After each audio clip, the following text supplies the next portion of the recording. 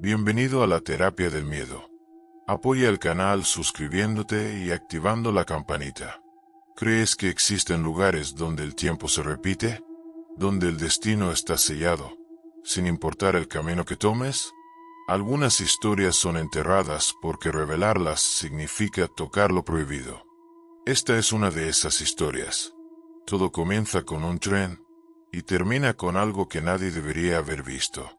Eran alrededor de las 3 de la madrugada cuando el maquinista Gustavo Espinosa llegó a la estación de Salostoc, en las afueras de la Ciudad de México, para cumplir una ruta que había sido desactivada hacía casi 10 años. La vía férrea que se dirigía hacia Huehuetoca era conocida por sus rieles antiguos y pasajes por zonas desoladas, olvidadas, donde hasta los mapas parecían desactualizados. La justificación de la empresa era simple. Una operación especial, una prueba de ruta para su reactivación. Pero para Gustavo, un hombre con 28 años conduciendo trenes nocturnos, algo estaba mal desde el principio. El tren era demasiado viejo. Los vagones estaban cubiertos de polvo como si hubieran sido desenterrados de un museo. Y los únicos pasajeros eran 5 empleados silenciosos, todos sentados en el primer vagón. Nadie se miraba, nadie hablaba, y todos parecían fuera de lugar. Apenas el tren comenzó a moverse, Gustavo notó que los paneles electrónicos parpadeaban aleatoriamente, sin mostrar datos confiables de velocidad o presión. La radio, que debería estar conectada con la central, solo emitía ruidos secos, como si intentara captar una transmisión de otro tiempo.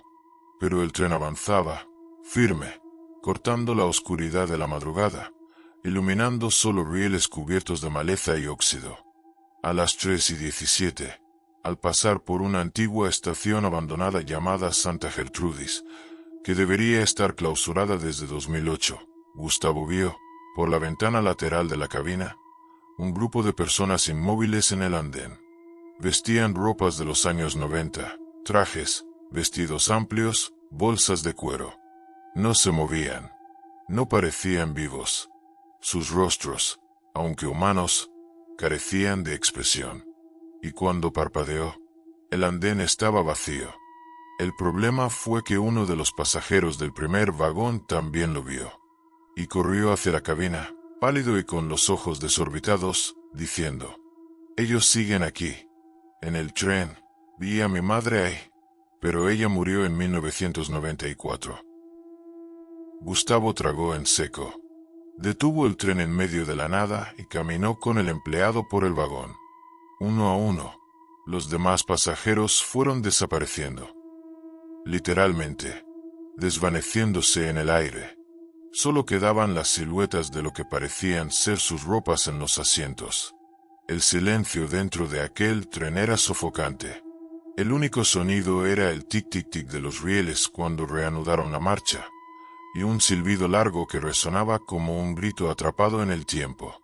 Hacia las 3:40, al atravesar un túnel largo y mal conservado, las luces de los vagones comenzaron a parpadear de forma violenta. Gustavo, ahora solo, miraba los espejos de la locomotora y veía sombras detrás de él, figuras inmóviles, pero cada vez más cerca, como si estuvieran volviendo al tren. Había algo en ese túnel, una especie de interferencia. El tiempo parecía ralentizarse ahí dentro. Las manecillas del reloj se congelaron, y cuando finalmente salió al otro lado, el mundo parecía diferente. El cielo tenía un tono verdoso, la vegetación alrededor estaba muerta, y no había rastro de ningún otro ser vivo.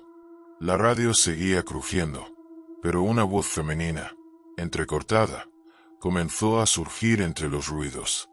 «No debiste haber regresado. No debiste haber regresado». La mente de Gustavo comenzó a colapsar. Recuerdos que no eran suyos, destellos de otras vidas, otras muertes, niños llorando en las vías, un accidente, algo terrible que parecía haber sido borrado de la memoria colectiva. Lo más aterrador era que él recordaba haber oído hablar de un accidente allí, en esa línea, pero nunca en los registros de la empresa. solo en una carta que un viejo compañero, Ramiro, dejó antes de jubilarse abruptamente. En la carta, Ramiro decía: a veces, los rieles llevan a lugares donde el alma se pierde. No sigas si el reloj marca las 3:17. No mires atrás en el túnel. Y si escuchas tu nombre, no respondas. Gustavo intentó detener el tren, pero los frenos fallaron. El panel se apagó por completo. Estaba atrapado en una locomotora que avanzaba hacia una realidad deshecha. El único sonido ahora era un silbido distante, y una voz infantil que llamaba su nombre. «Papi, me dejaste en el tren». Esa voz lo destrozó. Era la voz de su hija, fallecida en 2005 en un accidente automovilístico que, curiosamente, ocurrió mientras él trabajaba en esa misma línea ferroviaria. Eso no tenía sentido. Oh sí, el tiempo parecía dar vueltas sobre sí mismo, como si nunca hubiera salido de aquel momento, como si esa noche fuera eterna. Pero había algo aún más cruel. Vio, a través del vidrio frontal del tren, una versión más joven de sí mismo en el asiento de la cabina, riendo, conduciendo como si todo estuviera normal. Eso lo hizo gritar.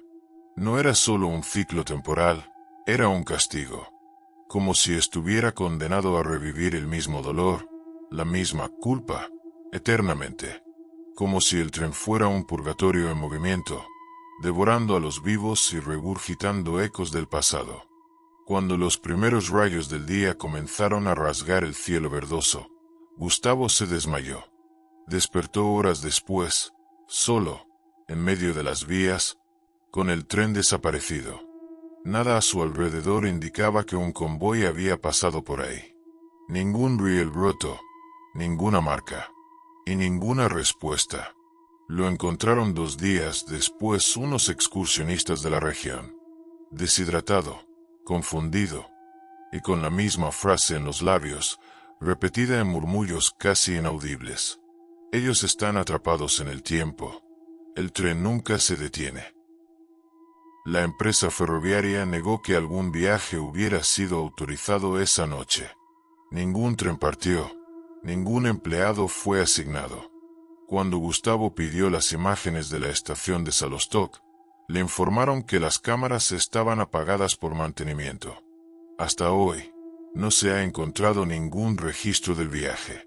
Algunos habitantes de la zona juran haber escuchado un silbido a las 3:17, proveniente de los rieles abandonados.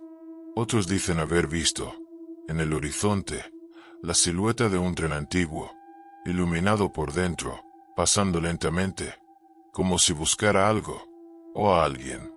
La leyenda se conoció como el tren del olvido, y hasta hoy, camioneros y viajeros nocturnos evitan cruzar las vías de la antigua línea Huehuetoca a esa hora exacta. ¿Sigues pensando que solo fue una historia?